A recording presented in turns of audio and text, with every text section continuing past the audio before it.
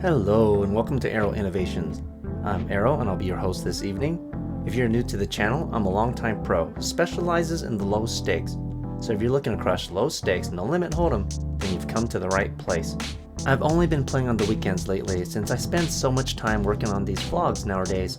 But for this session, I had a fan of the vlog ask me to come meet him since he was in town for a business convention. I always try to meet my fans while they're in town. So for this session, we'll be playing 1-3 No Limit Hold'em at the Win Encore in Las Vegas, where I bind for 500, which is the max. It's Wednesday, November the 12th. We start the session at 9:59 at night. 10 minutes into the session, Under the Gun opens for 10. I had 3-bet to 35 with Ace Queen offsuit in the +1. This is a pretty standard 3-bet versus a weak open size, while holding a well above average hand. My fan, who we will just refer to as Mr. Fan, since he'd like to remain anonymous, puts in a cold call in the middle position, and everyone else folds, but when the action reaches back around to the Under the Gun player, he puts in a terrifying 4-bet to an even $100. I mean, I think every reach around is pretty terrifying, unless it's coming from my wife. Yeah, boy. But Ace Queen offsuit shrivels up pretty badly against a 4-bet. We're talking like cold winter day in your boxers shrivel. I mean, we're completely dominated by Ace King, and I doubt very many 1-3 players 4-bet out of position with pocket jacks or lower, so this is just an easy fold, so that's what I do. About 10 minutes later, the low jack limps. I raise to 13 with Ace Jack offsuit on the button. This is not a premium hand holding by any means, so this raise amount is mostly just a pot builder with a decent hand in position. The small blind, big blind, and low jack all call. The flop comes 8, Jack 4, Rainbow. We flop top pair with top kicker on a pretty disconnected rainbow board. The action checks around to me. 9-10 flops an open-ender, but that aside, there's not a whole lot to be afraid of on this sort of flop. If someone were holding a smaller jack, they'd be drawing to 3 outs, and most other hands only have a gut shot draw. So when the action checks over, I put in a half pot size bet of 25. If the board were more connected, like for instance, if there had been 2 to a suit, I would bet much larger, probably closer to 40. Only the big blind ends up making the call. The turn brings in a 5 of diamonds, keeping the board rainbow. 6-7 makes the nuts, which would have been a gut shot draw on the flop. Big blind suddenly leads with a half pot size bet of 50. I lose to a slow played set. I lose to 4-5, which would have turned bottom 2 pairs, and I also lose to 6-7. I still beat the various weaker jacks though, like Jack 10, Jack Queen, or Jack King for instance, so I make the call. No need to raise here with only one pair, especially when we have position, so calling is the most sensible course of action. The river brings in a 6 of clubs. Any naked 7 now makes a straight, and a hand like 7-9, which would have flopped a gut shot draw and turned a double gutter, makes the nuts. Big blind doesn't slow down and throws out another half pot size bet of 110 into the pot of 202. At this point, I don't beat much of anything except a stone cold bluff. My opponent is willing to bet past a 1-card straight on board. Against a normal 1-3 player, I think this is a pretty easy fold, but my opponent is sitting there with a stack of about over $1,000. This is not a very normal 1-3 stack, so I think he may be capable of pulling some moves. Against a half pot size bet, I only need to be right here 1 in 4 times, so I sigh and put in the call, only to have my opponent table 6-7 of spades for the turn nut straight. He called with a gut shot straight draw, and then fired with the nuts on the rainbow turn.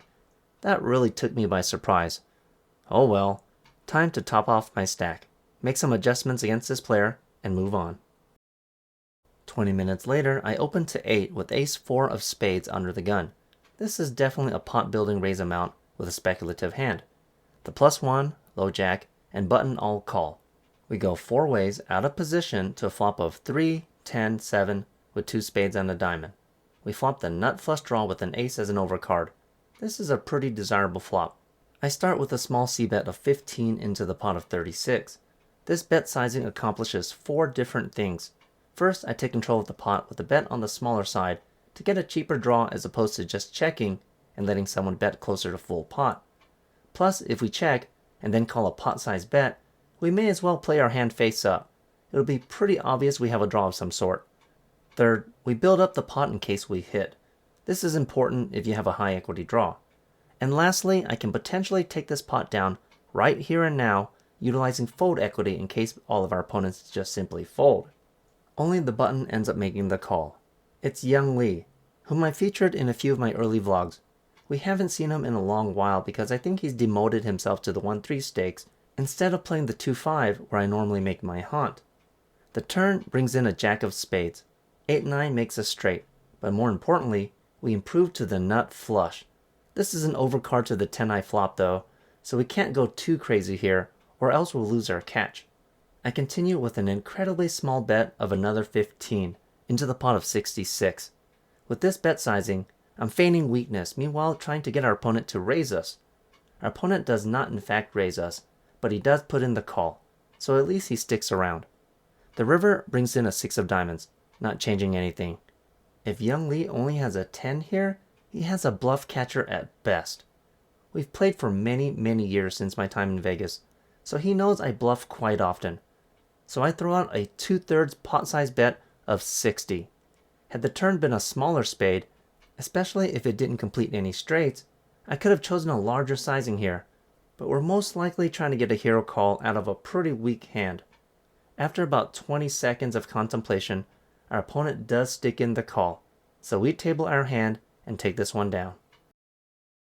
A few minutes later, I change seats to get a better camera angle for the vlog. Here, the under the gun, +1 and hijack all limp.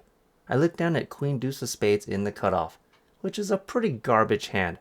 But since there's already been so much action in front of us, and we have really good position with only the button behind us, I put in my $3, and the button and small blind both end up calling as well. We go 7-handed to a flop of queen, king, queen, rainbow. We flop trip queens with the deuce kicker. When the action checks around to us, we do have trips, but there's no guarantee we have the best hand right now in a 7-way pot. Plus the board is rainbow, so we're not too worried about letting a free card peel off. So I check the action back for pot control and deception, and the button checks as well. The turn brings in an ace of diamonds, putting 2 diamonds on board. 10 jack makes a straight, but that ace does protect us against most bigger queens. We're now chopping with queen jack and below. This time, the action checks to the +1, who leads with a pot-sized bet of 20. The hijack folds. I think raising here would be a pretty big mistake. We're nowhere near nutted. We only beat an ace, a king, or a diamond draw, so I only just smooth call, and everyone else folds. The river brings in a 5 of clubs. Good, nothing changes. What's even better is the +1 now decides to check. If he were to bet, I would only just smooth call again, but since he checked, we're most likely good right now. I think an ace would have a hard time folding here, since ace rag chops against much bigger aces. So I throw out a 2/3 pot size bet of 40 into the $61 pot. My opponent puts in the call, but after I table my hand, I'm shocked when he voluntarily shows King 6 offsuit. And this is exactly why I tell my coaching students to primarily stick to value hands in the 1-3 stakes and shy away from bluffing the vast majority of the time. People at these stakes play absolute garbage and have a hard time folding, even when staring death in the face. I mean, like, he loses to pretty much everything except maybe a backdoor flush draw. Regardless, we are thankful for the donation and inch closer to the even mark. Here I open to 8 with jack 9 of spades under the gun. Again, I'm using another pot building amount with a very speculative hand. The hijack and big blind both call. The flop comes king, king, ace, rainbow with 1 spade. We don't flop anything at all except a couple of backdoor draws. But when the big blind checks, this is a pretty polarizing flop that will hit our range pretty often, even if it doesn't hit our actual hand. So I throw out a small c-bet of 10 into the pot of 25, hoping to take the pot down without a struggle. Unfortunately, the hijack calls, but the big blind folds. It's our nemesis, Young Lee again. The turn brings in a 7 of spades. We improve to a jack-high flush draw, but we're on a paired board, so our hand isn't exactly very strong. Plus, our opponent is more of a calling station than anything, and he only has $100 remaining in his stack, so there's probably no fold equity to be had here. So I put in a check, hoping to realize our equity. Young Lee fires out a bet of 20 into the $45 pot. If he only has an ace here, we have 8 clean outs. However, if he has a king, we're in pretty bad shape with only 7 potential outs. We can't hit the ace of spades or whatever kicker he has either. So if our opponent had bet any bigger here, I would have just folded. But considering he still has 80 bucks left in his stack that we could potentially win, and a backdoor flush draw will be nearly invisible, I put in the call. We're getting the right implied odds. The river double pairs the board with the 7 of diamonds.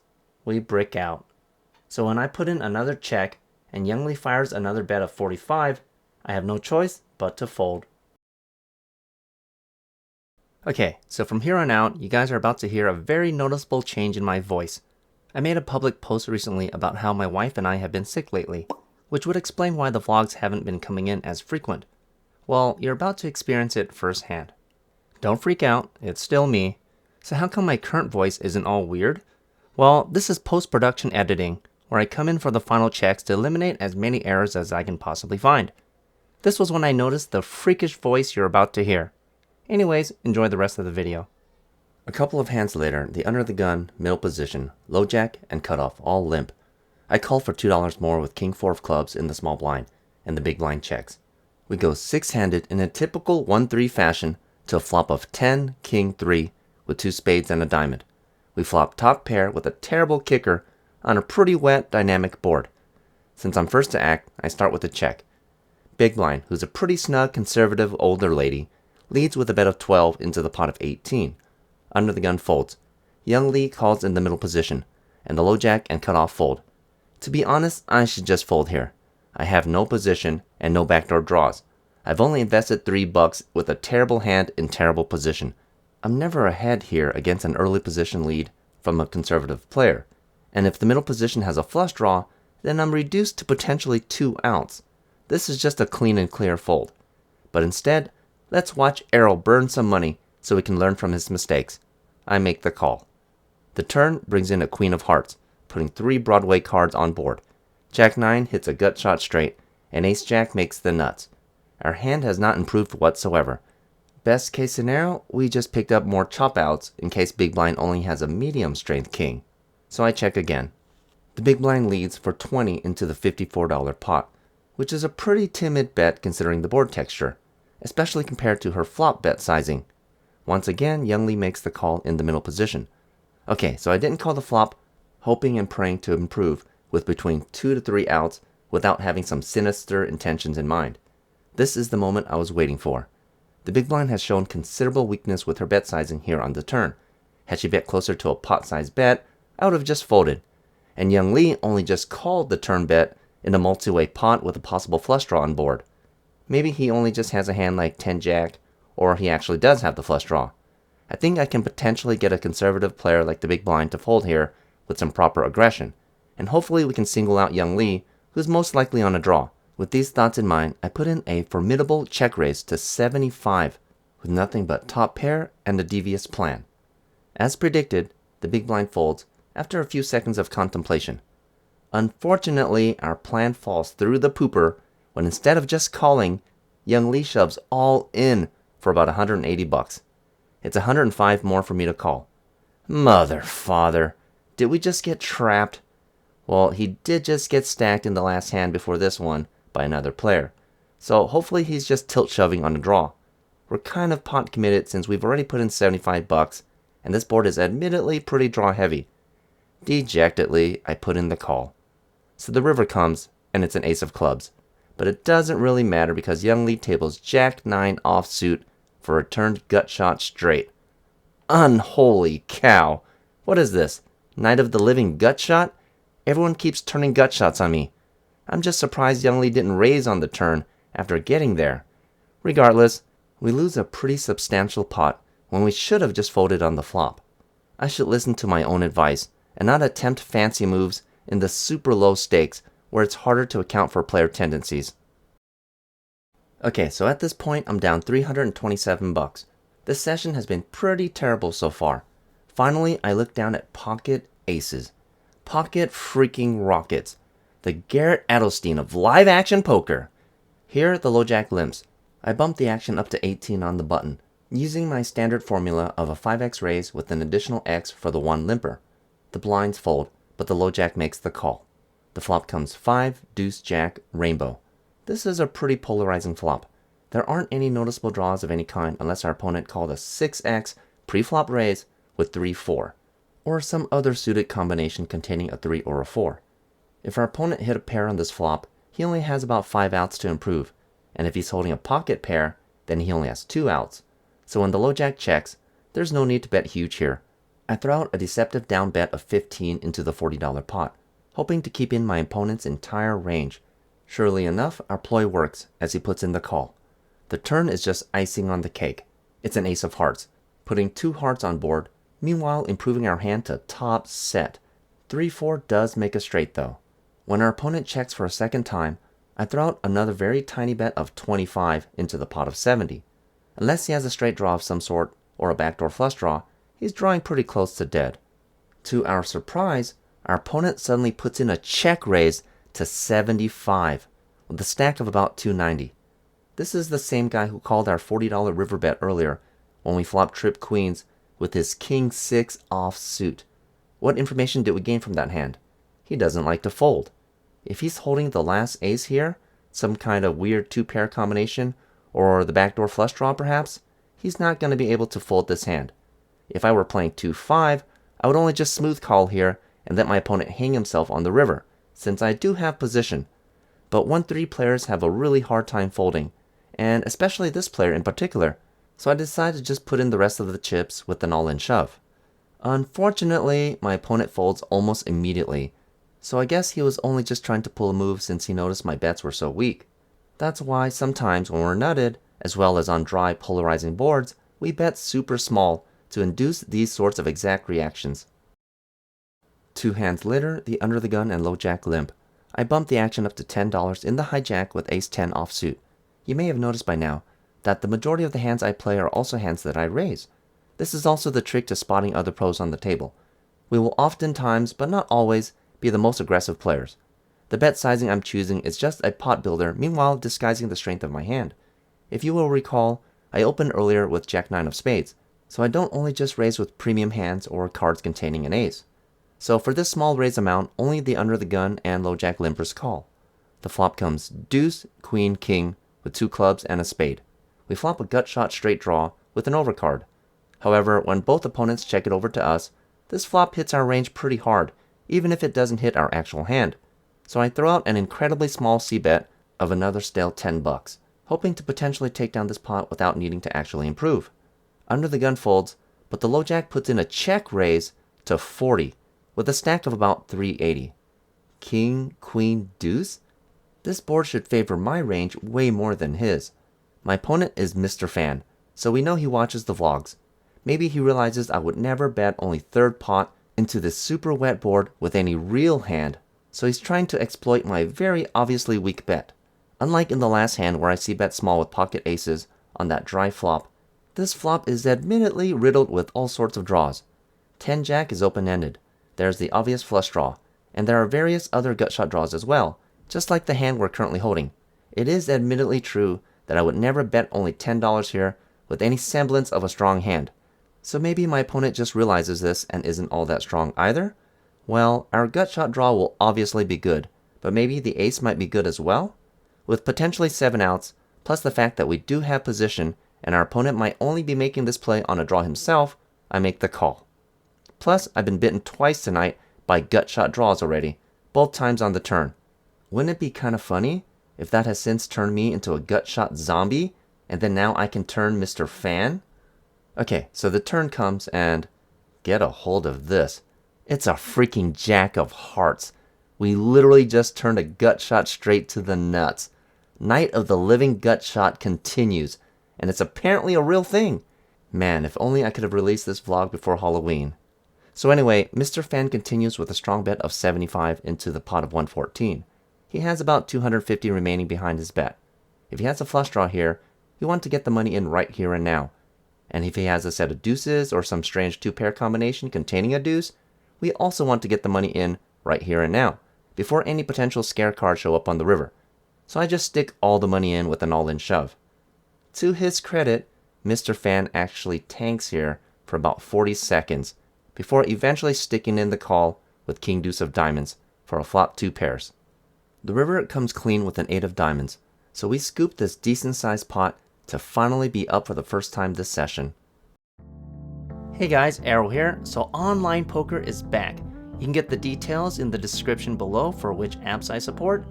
Basically, all of these apps and sites like WPT Gold and Coin Poker, they use the sweepstakes model so that it's legal here in the States. There's only about a handful of states where it's not accepted. It's even accepted over in some countries where normally online poker is not allowed.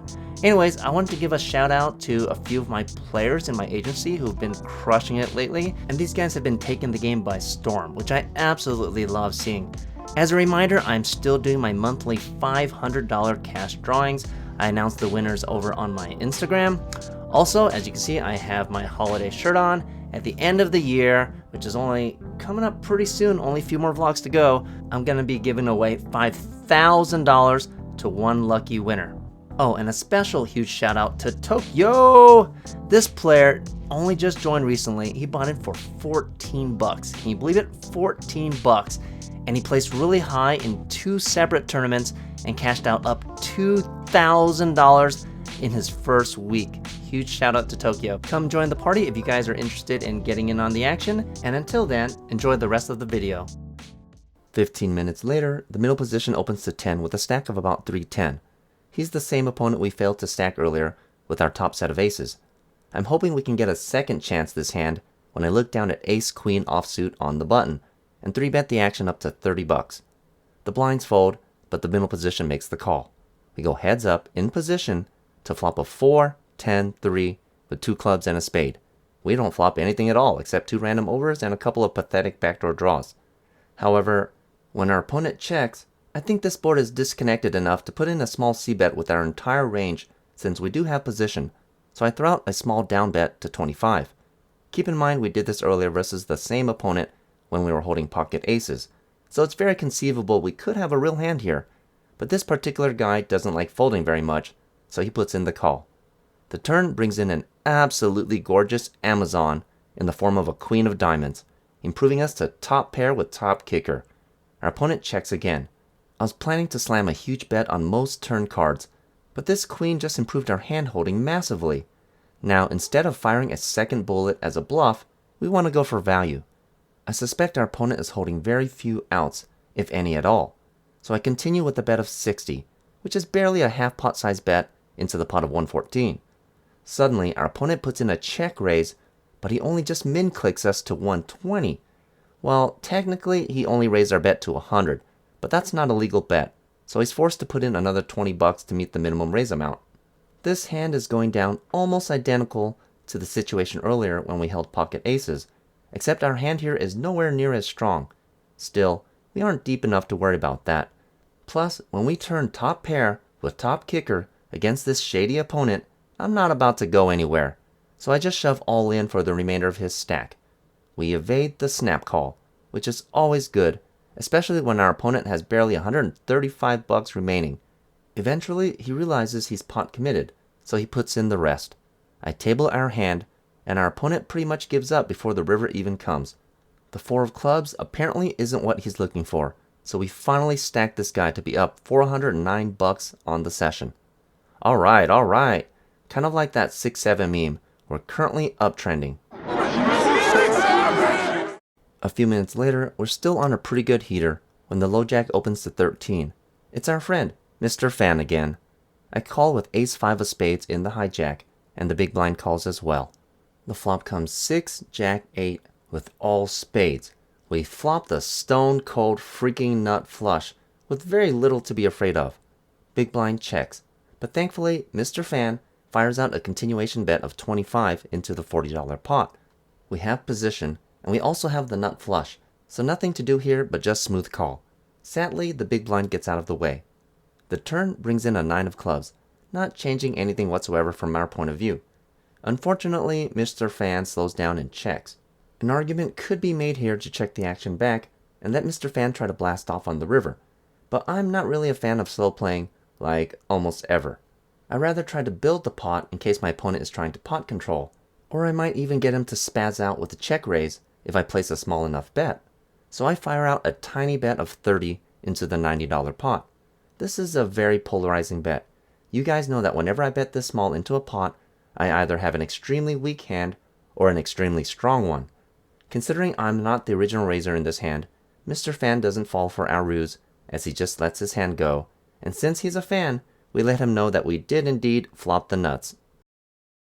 It's just over half an hour before we play our next notable hand. Here I open to 10 under the gun with ace-10 offsuit.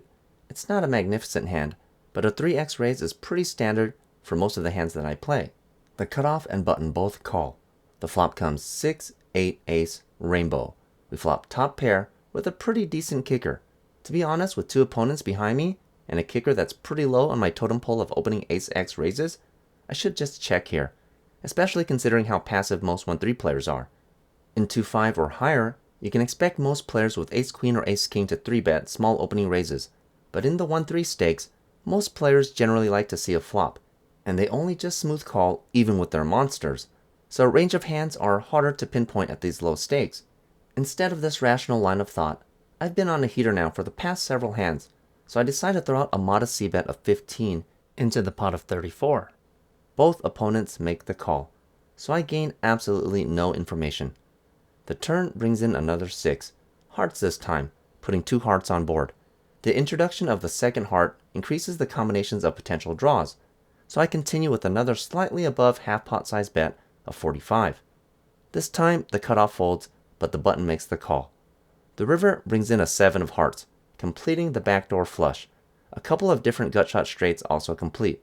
At this point, I think the best thing to do right now is throw out a very small blocker bet of like 20 bucks. I'm not beating a whole lot. I beat super weak ace-x combinations like ace-9 and below, and also a few missed straight draws like 5-7 and 7-9. A really small bet here versus a recreational player can potentially get a call out of a lot of weaker hands, and still save money versus larger hands that are afraid to raise.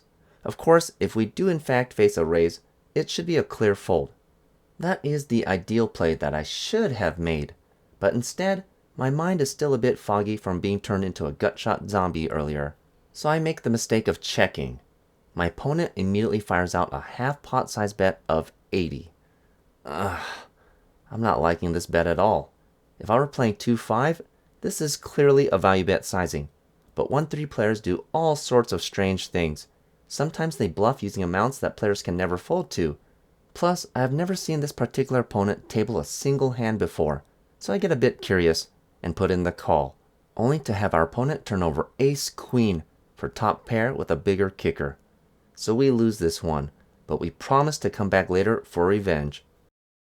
45 minutes later, the middle position, low jack, and hijack all limp before the cutoff raises to 20, which is a pretty decently sized raise. A raise closer to 25 would be more appropriate for the number of limpers, assuming our opponent actually has a premium hand. I look down at pocket 7s on the button.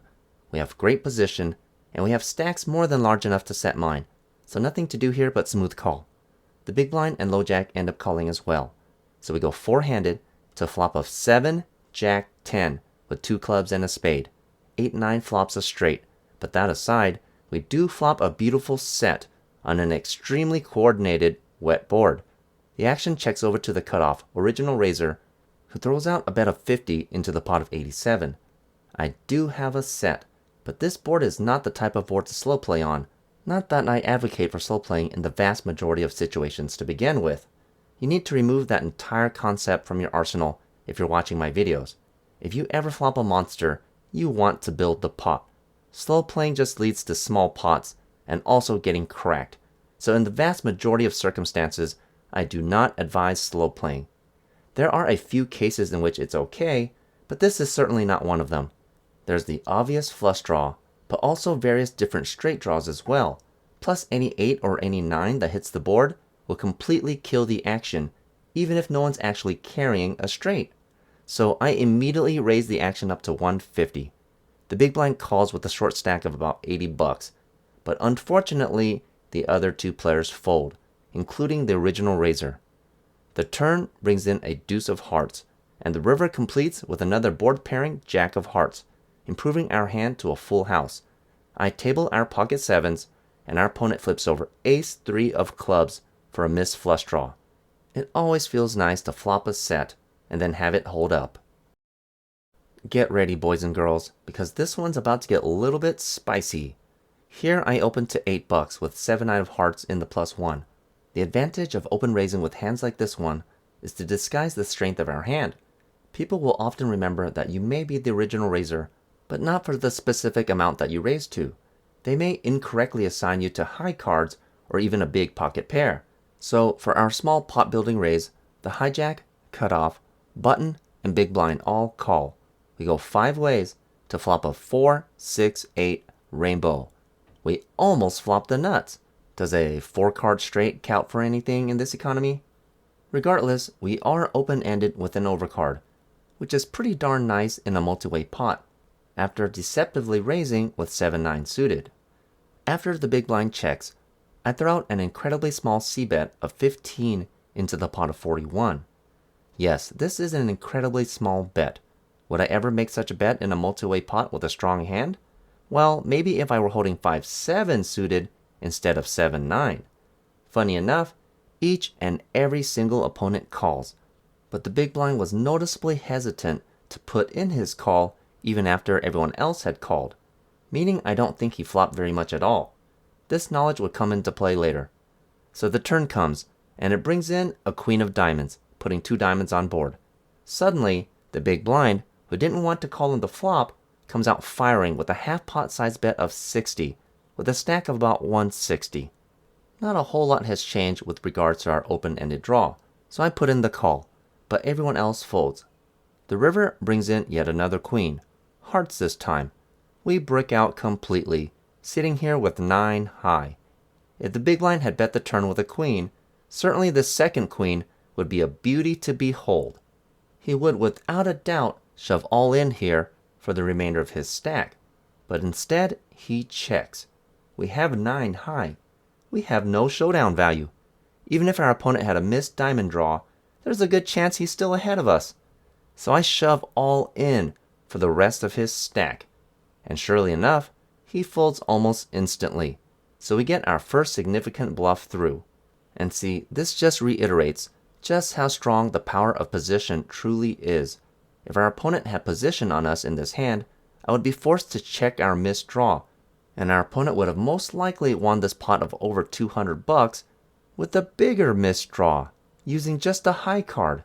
But since he had to act first, I was able to capitalize on the knowledge he most likely also has a busted draw, and I was able to steal the pot. Okay, so this next hand is also about to get a little bit dicey, and I may or may not have played it as best as I could have. Let me know what you think in the comments below. So here, Young Lee opens to 15 in the +1 with a stack of about 1100. He's won quite a few hands recently and is currently sitting there pretty deep for a 1-3 game. The middle position calls. I'm sitting here with Ace-King offsuit on the button. Normally I would raise with such a hand about 95% of the time, but I don't do anything absolutely. What do we know about Young Lee? We know he doesn't like to fold. We also know he likes to limp into pots most of the time and doesn't raise very often. So against such a player, this is one of those rare times where I decide not to 3-bet with Ace-King. So I only just call and the blinds fold. So we go 3 ways, in position, to flop of King, 6, Queen, all spades. We flop top pair with top kicker, but since we're not holding a spade, I'm not super confident about our hand, especially when Young Lee throws out a continuation bet of 20 and the middle position calls. In a multi-way pot with only 1 pair on a monotone board, even if I do have top kicker, I'm not sure I have the best hand here, but thankfully I do have position, so I make the call. Let's reevaluate on later streets. I'm losing to pocket aces, a flop flush, pocket queens, or even just king queen. Against a better and a caller, I'm actually not beating a whole lot here. The turn brings in a king of clubs, pairing top pair. We improve to trip kings with an ace kicker, but when Young Lee continues with another bet of 55 and the middle position folds, I'm still not beating very many of his value hands. I'm beating almost exactly king jack or king 10 of diamonds, and that's pretty much it. He wouldn't have bet on the turn with pocket aces. I'm still losing to king queen, pocket queens, and a flop flush. So again, I only just make the call. The river brings in a deuce of diamonds. We do not in fact improve. Without slowing down, Young Lee fires a third bullet for only another 60 into the pot of 219. You guys may think I'm crazy here, but I think we only have a bluff catcher. Raising here would be an absolute mistake. I'm actually pretty happy that our opponent only chose such a small river sizing. So I put in the call, and Young Lee tables Jack 9 of spades for a flopped flush. So even though we lose this one, let's reevaluate what might have happened if we had 3-bet pre-flop. How much could I have made it? 60? I mean, I did have the button, so I probably wouldn't have raised it much higher than 60, especially in a 1-3 game. As a calling station type of player, Young Lee was definitely never folding to a raise of that amount. This would just exacerbate every betting street of this hand, ensuring that I lose a much bigger pot than I actually lost. I suppose I could have gone as high as 75 pre-flop, but that's much more in line with 2-5 stacks and strategies. Even then, he may or may not have folded, and if he didn't fold, I would have been screwed for sure. So I don't know. I think I played the hand alright, but let me know what you guys think in the comments. Alright, so now we approach the last hand of the night, and this one's gonna be another doozy. Here I open to $8 with King 9 of clubs in the +1. The hijack, cutoff, button, and big blind all call. So we go 5 ways to flop of King, Queen, 5, rainbow with a club. We flop top pair with a pretty weak kicker, but we do have a couple of backdoor draws. So when big blind checks, I want to control the narrative of this hand and keep the pot manageable. So I start with a small c-bet of 15 into the pot of 41. Surprisingly, only the button calls, even versus this tiny bet. The turn brings in a 7 of diamonds, putting 2 diamonds on board. We do not in fact improve. With very low equity in this hand versus a bigger king, I decide on a check. This is the same opponent we battled earlier when we were holding ace 10 and she had ace queen. I do not want to repeat the mistakes made in that hand. My opponent decides to bet, but only for 30 into the pot of 71. I think this is a pretty weak bet given the board texture. I mean, there are several different Broadway draws, as well as the backdoor flush draw. Then again, this is applying 2-5 principles, which may not necessarily apply towards 1-3. We know all too well that 1-3 players do all sorts of strange, unexplained, and irrational things. Still, I don't want to end up getting value owned like last time, so I want to attempt something different this time.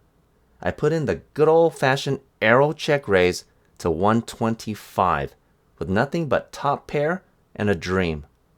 Obviously, I'm hoping for a fold here. If she has King Jack or King 10, I'm hoping to get those sorts of hands to fold. Usually top pair with a mediocre kicker shrivels up pretty bad versus a check raise, especially when it requires that our opponent put in over half of her stack. Unfortunately, after nearly a minute in the tank, our opponent does eventually put in the call, which makes Aero a very sad panda. I think I'm pretty screwed right now. So the river comes, and it brings in a queen of diamonds, pairing middle pair and completing the backdoor flush. If I weren't behind before, I'm almost certainly behind now. I'm fully prepared to just give up and surrender. Our opponent doesn't have enough left in her stack to bluff reliably. Strangely enough, something peculiar happens. Before I even get to act, our opponent goes all in for her last remaining $86.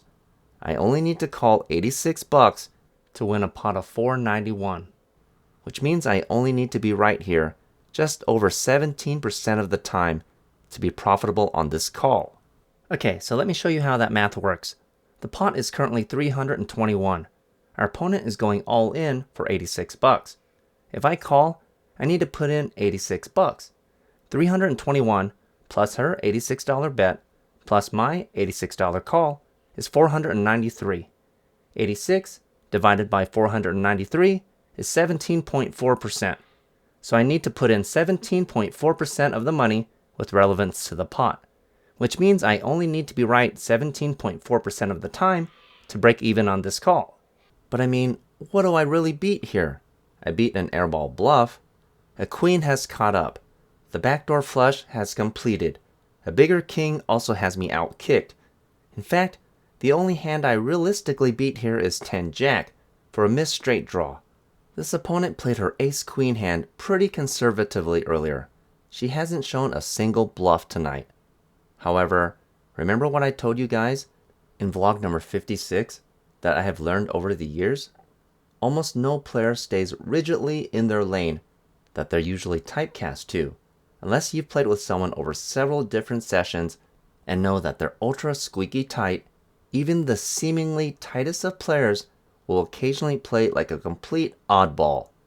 I just picked up on a known tell, and even though I was fully prepared to give up on this hand, the math as well as my read suddenly nudges me towards calling.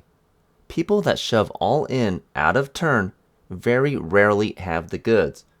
Alright everyone, say it out loud with me. People that shove all in out of turn very rarely have the goods. So I make the call. And surely enough, this otherwise conservative player, who's played the entire session snug so far, tables pocket eights. Pocket freaking eights. She called my turn check raise with pocket eights on a board with both a king and a queen. Alrighty then. I'll take it. I rack up my chips shortly after this hand, since I've approached the 4-hour time limit to play my A game, and head to the cage. In for 800, since I had to top off twice, and out for 1570 for a delectable profit of $770 after 3 hours and 54 minutes of playtime. It's not how you start a session that matters, but how you end up finishing. We may have started this session pretty rough, but we still cashed out pretty successfully by the end of the night. If you liked what you saw today, please smash that like button. Subscribe to the channel for more tips and tricks on how to crush low stakes, no limit hold'em. Follow me on Instagram to get details on my monthly $500 cash drawings. There's only a few videos left before I do my end of the year $5,000 cash drawing. Check out my Patreon to see more of the coaching series, as well as to get early access to my vlogs. And as always, I hope to see you in the next video.